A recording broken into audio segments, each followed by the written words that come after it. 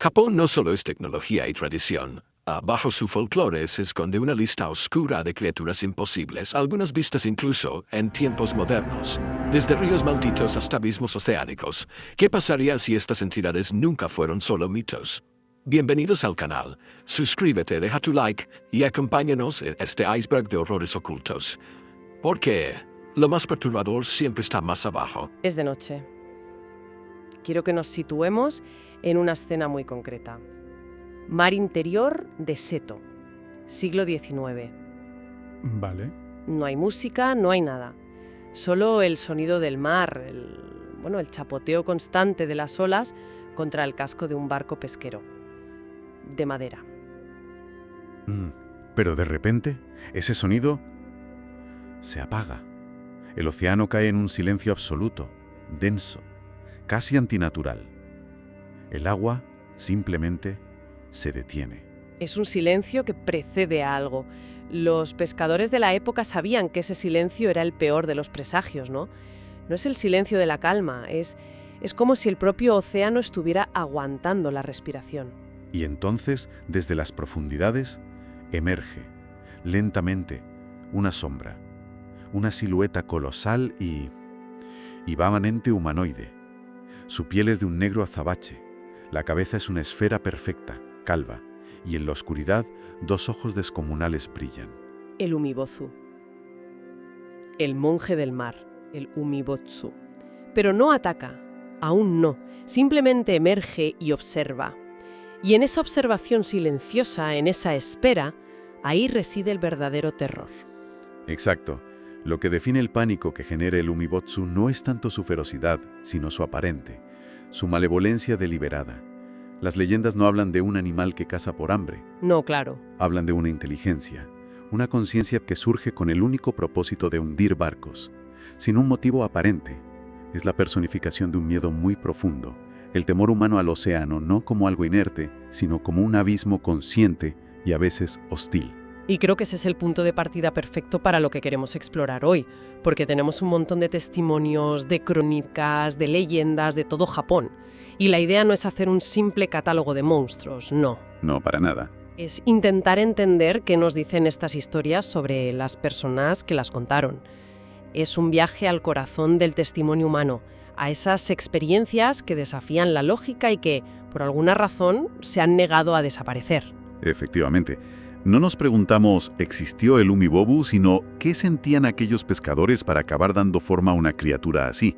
Esa es la pregunta interesante. Ese pánico en mar abierto, en la inmensidad, es una cosa. Pero lo que me parece fascinante es cómo ese mismo terror al agua se manifiesta en sitios mucho más cercanos. Más cotidianos. Exacto. En los propios ríos y estanques donde jugaban los niños. Y ahí, claro, el rey indiscutible es el kappa. El kappa. Es imposible hablar de folclore japonés sin mencionarlo. Y es una figura mucho más compleja de lo que parece. No es simplemente un monstruo de río. Describámoslo un poco, porque su aspecto es muy particular. Es humanoide, pero con piel de reptil, un caparazón de tortuga y, lo más importante, esa especie de plato o cavidad en la cabeza siempre lleno de agua. Donde reside todo su poder, según la leyenda. Si consigues que haga una reverencia y derrame el agua, queda totalmente indefenso. Un detalle curioso. Sí, pero es un detalle que a menudo se olvida. A pesar de su aspecto casi cómico en las representaciones modernas, el kappa original era una amenaza mortal y muy real para la gente.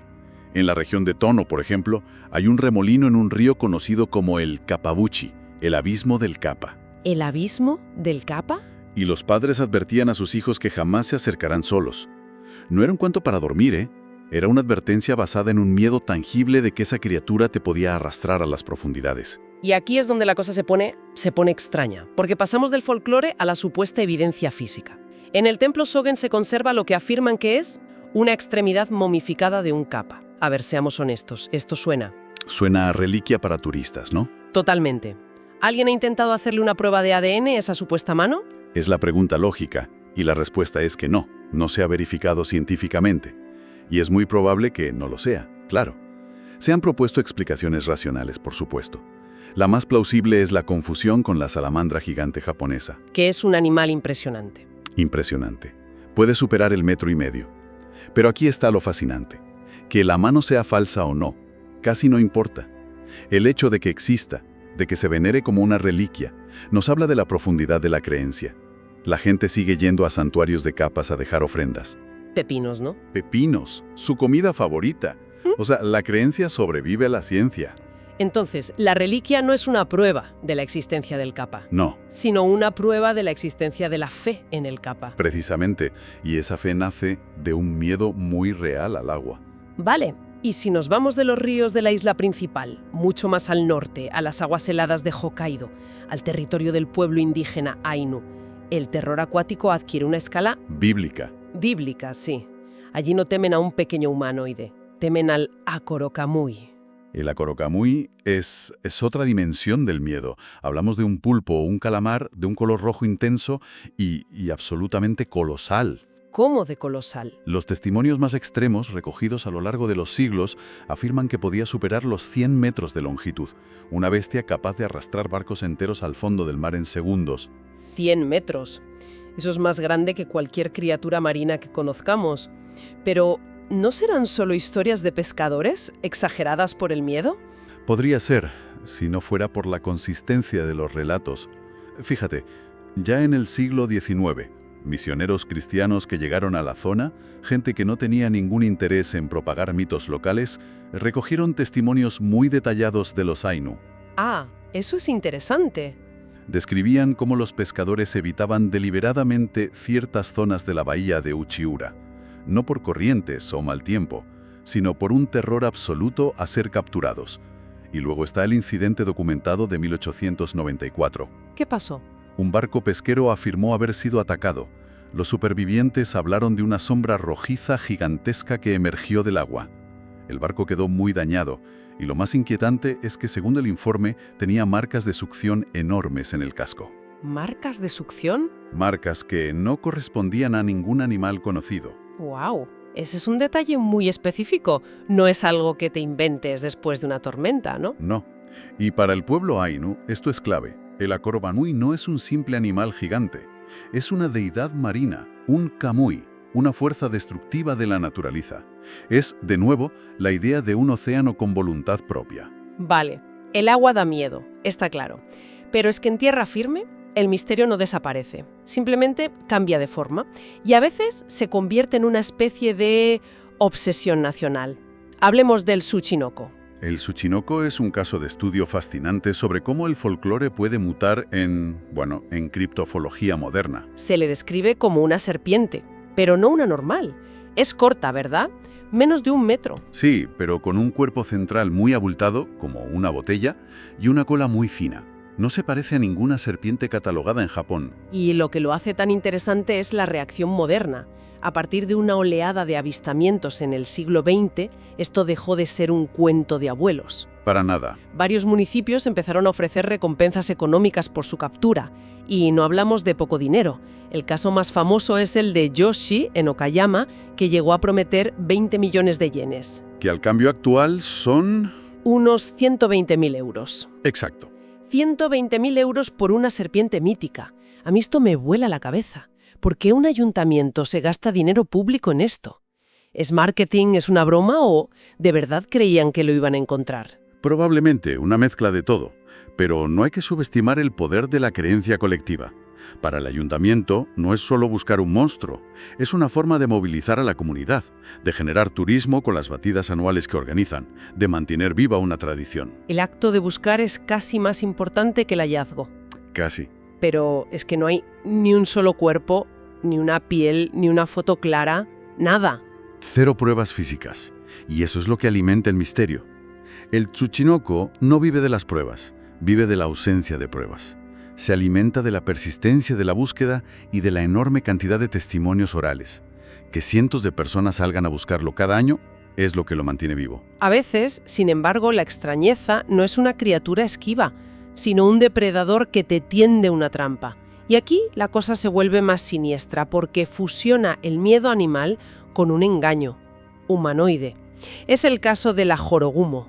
La araña cortesana. Exacto. La leyenda de la Jorogumo es profundamente perturbadora. Se la asocia a un lugar concreto, la cascada de Yoren en Shizuoka. La historia cuenta que es una araña de proporciones gigantescas que tiene la capacidad de transformarse en una mujer de una belleza sobrenatural. La clásica femme fatale monstruosa. Totalmente. Y usa esa forma para atraer a hombres a su guarida para devorarlos. Pero hay un relato muy conocido, el de un leñador que sobrevivió, que añade un nivel de detalle increíble. A ver. En esta versión, él no llega a ver a la mujer.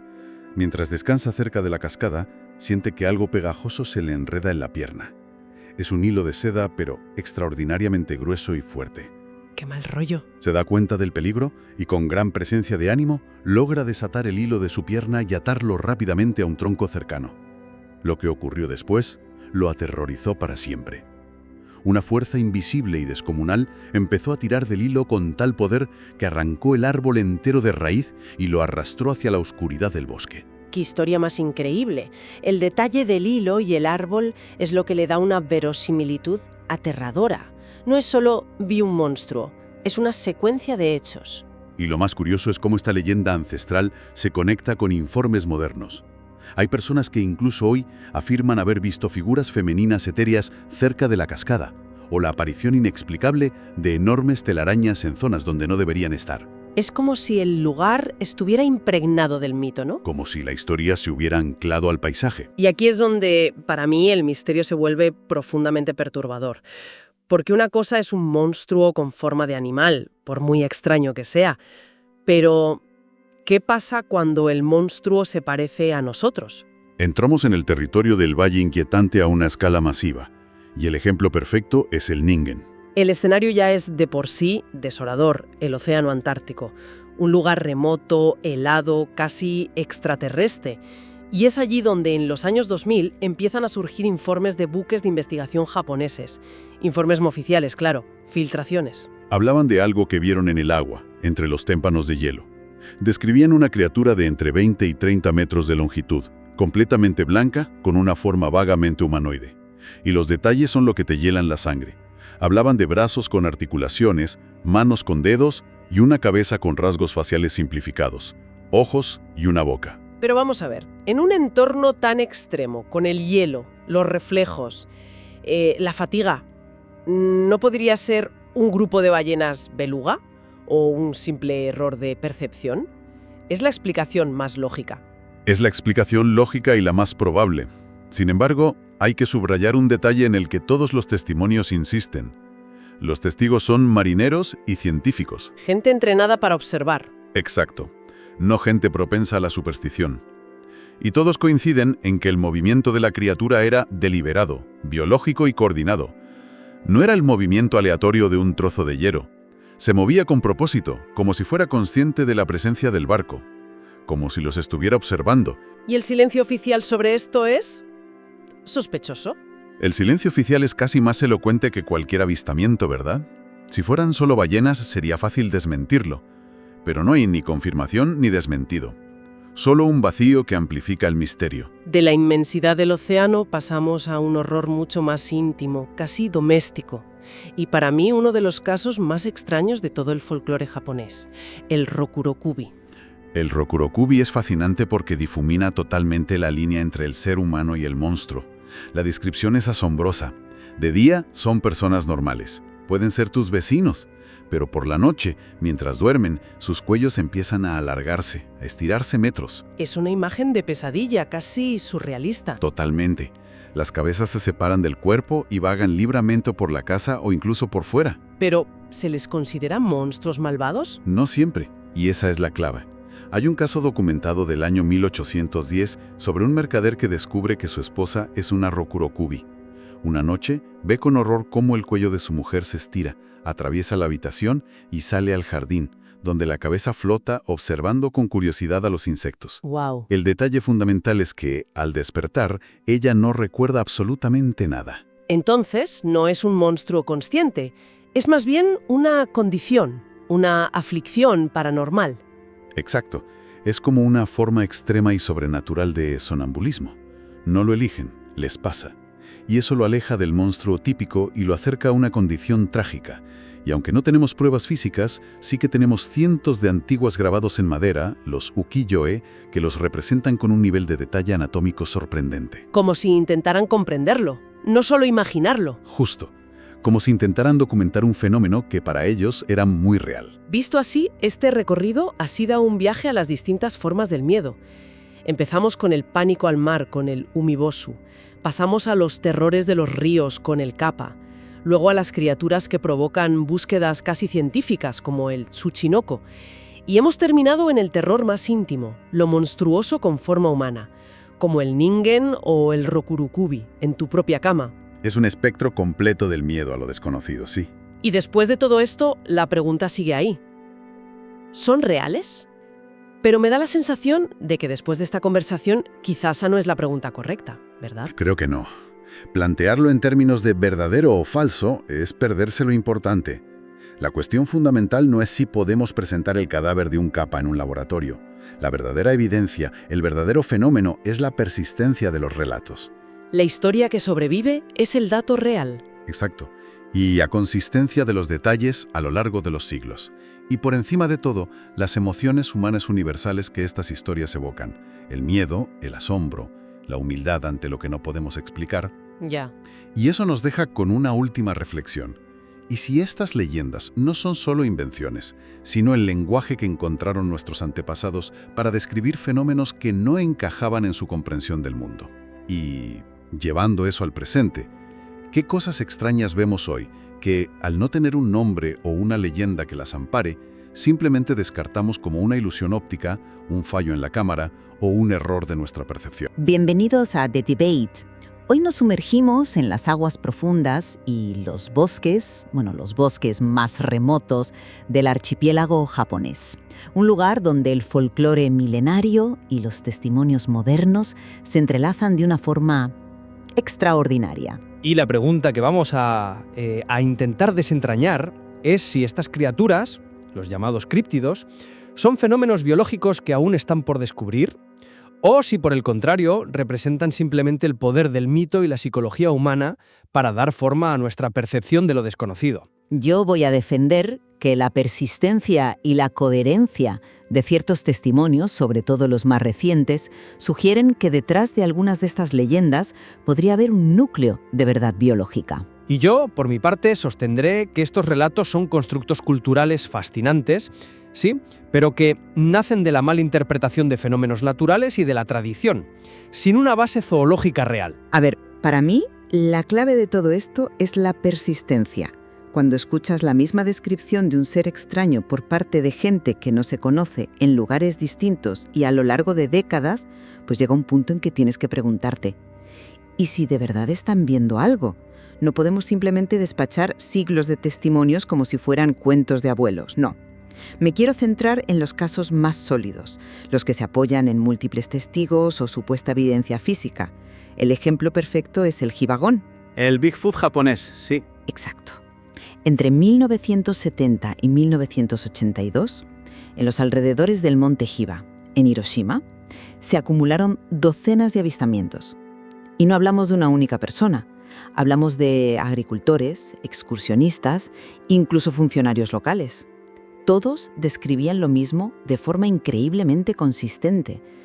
Un ser bípedo de casi 2 metros, cubierto de pelo negro y con unos inquietantes ojos rojos brillantes. La cosa llegó a tal punto que se organizaron patrullas oficiales y se encontraron huellas de 20 centímetros con 5 dedos, perfectamente definidos. O pensemos en Isi, en el lago Ikeda. El 3 de septiembre de 1978, más de 20 personas, desde distintos puntos de la orilla, afirmaron ver simultáneamente una enorme figura oscura moviéndose en la superficie. Uno de ellos, Toshiaki Matsubara, hasta tomó fotografías. Esto ya no es folclore, son eventos documentados. Pues yo lo veo de otra forma. Son eventos, sí, pero documentan un fenómeno social, no biológico. Para mí, el argumento más demoledor es la ausencia total y absoluta de pruebas físicas verificables. Ni un hueso, ni un pelo, ni una muestra de ADN. Nada. Tomemos el tsuchinoko, esa especie de serpiente corta y grosa. Gobiernos locales, como el del pueblo de Yoshi, han llegado a ofrecer recompensas de hasta 20 millones de yenes por un ejemplar vivo. Y hablamos de mucho dinero, ¿eh? Cada año, cientos de entusiastas peinan los bosques en su búsqueda. ¿El resultado? Cero. Siempre cero. Y cuando por fin la ciencia tiene la oportunidad de analizar una supuesta evidencia, la historia se desmonta sola. El caso de la momia del Ninjō, la sirena japonesa, es el ejemplo definitivo. Ah, el caso de la momia, sí, es muy famoso. Y muy revelador.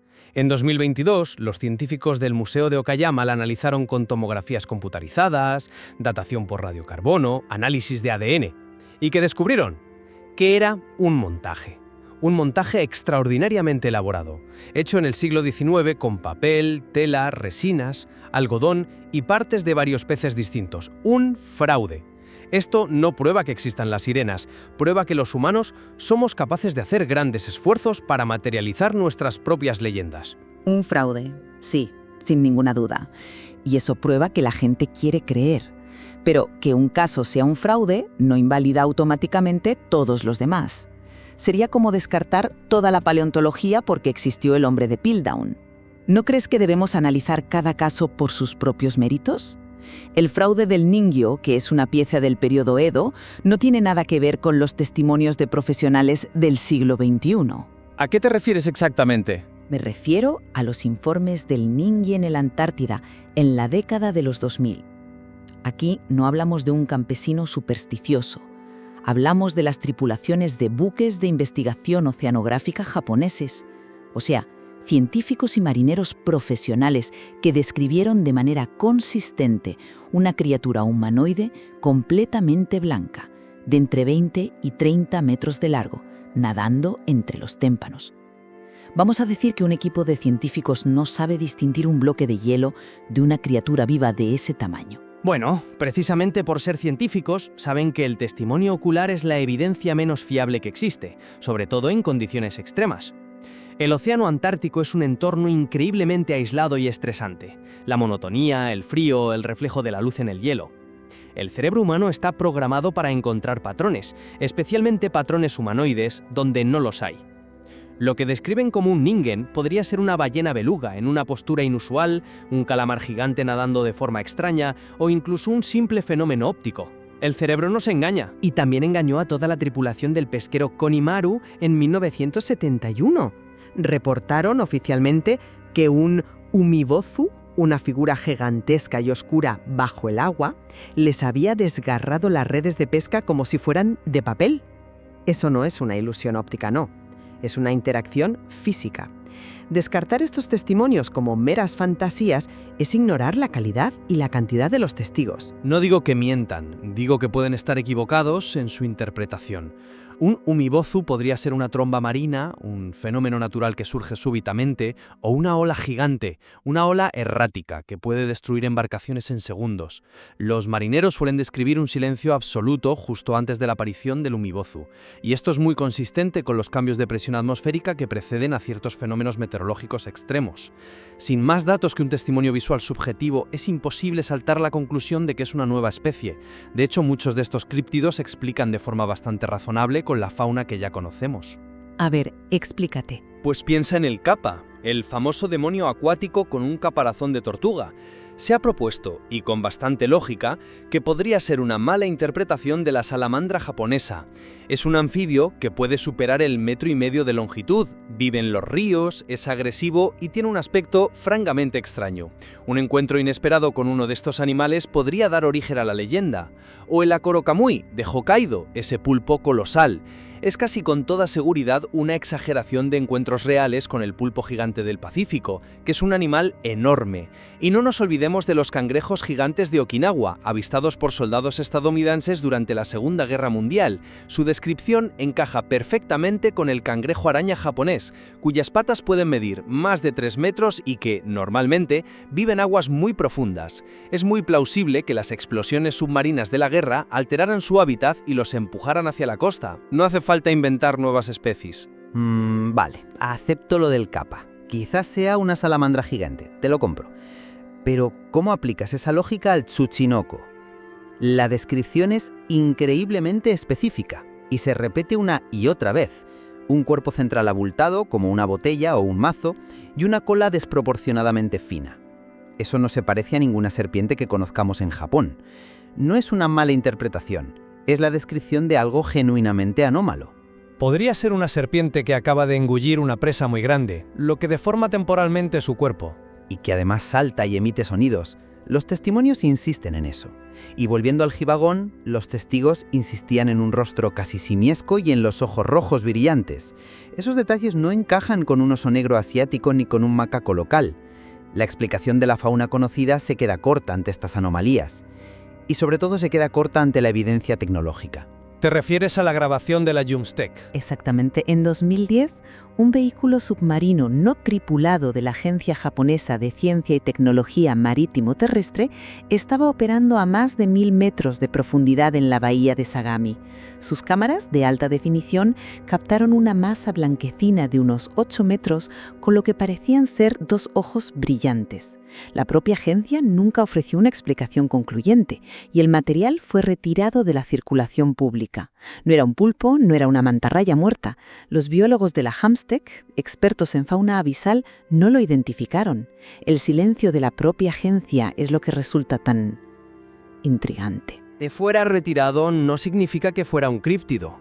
Podría ser por motivos de seguridad nacional, un prototipo de dron submarino de otro país o simplemente para evitar la especulación sensacionalista que estamos teniendo ahora mismo. Una imagen anómala, por muy intrigante que sea, no es prueba de una nueva especie. Podría ser un invertebrado gelatinoso desconocido, los restos de una criatura en descomposición flotando de una manera extraña o incluso un simple artefacto en el fondo marino. Es una anomalía, punto. De ahí a llamarlo ningen o cualquier otra cosa hay un salto de fe enorme. Y eso nos lleva al punto crucial. ¿Cuál? Que hay que reconocer que muchas de estas criaturas son a todas luces simbólicas y biológicamente imposibles. El Rokrokubi, la mujer cuyo cuello se estira hasta el infinito, o el Shirime, ese ser sin rostro cuyo único ojo se encuentra en el ano.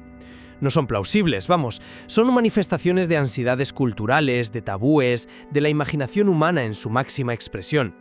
El hecho de que estos seres claramente fantásticos coexistan en el mismo folclore con los críptidos más realistas como el gibagón o el ise, pues debilita la credibilidad del conjunto. Si crees en uno, ¿por qué no en el otro? La línea se vuelve borrosa y sugiere que todo el fenómeno pertenece al ámbito del mito, no de la zoología. No estoy de acuerdo con esa línea de razonamiento porque asume que todo el folclore debe ser tratado como un bloque homogéneo. Que existan leyendas puramente fantásticas no invalida la posibilidad de que otras se basen en un núcleo de verdad. Las culturas a menudo mitifican encuentros con animales reales pero desconocidos o impresionantes. La leyenda de Yamata no Orochi, la serpiente de 8 cabezas, es un ejemplo perfecto. Es claramente un mito, derrotada por el dios Susanoo. Sin embargo, en las mismas regiones montañosas de Shimane y Totori, donde se originó la leyenda, se han reportado en tiempos modernos avistamientos de serpientes reales de más de 4 metros. Y lo más interesante es que los lugareños todavía llaman a estas serpientes inusualmente grandes Orochi. Pero esa conexión podría funcionar justo al revés. ¿Cómo? Quizás no es que un animal real inspire el mito, sino que la existencia de un mito poderoso predisponga a la gente a interpretar un animal grande como una manifestación de esa leyenda.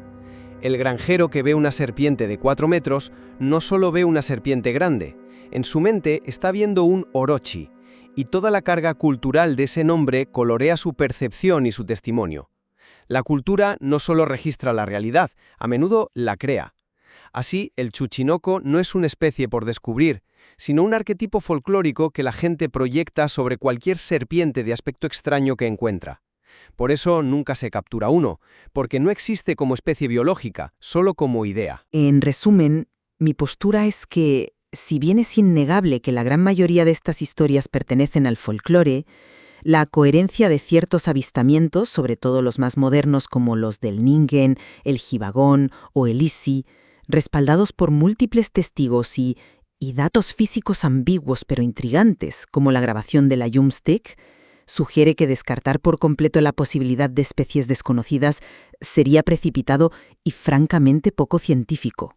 Por mi parte, concluyo que el extraordinario bestiario japonés es un testimonio del inmenso poder de la cultura y la psicología humana para dar sentido a lo desconocido. La ausencia total y absoluta de pruebas concluyentes, junto a la existencia de explicaciones racionales para muchos avistamientos y el evidente simbolismo de tantas de estas criaturas, me llevan a afirmar que habitan en el fértil terreno de la imaginación y el mito, no en el mundo biológico. El debate, por supuesto, sigue abierto. Es precisamente esta tensión entre testimonios tan persistentes y la frustrante falta de pruebas definitivas lo que mantiene vivo el misterio. Y el material nos invita a seguir explorando esa delgada y fascinante línea que separa lo que vemos, lo que creemos y lo que quizás realmente existe.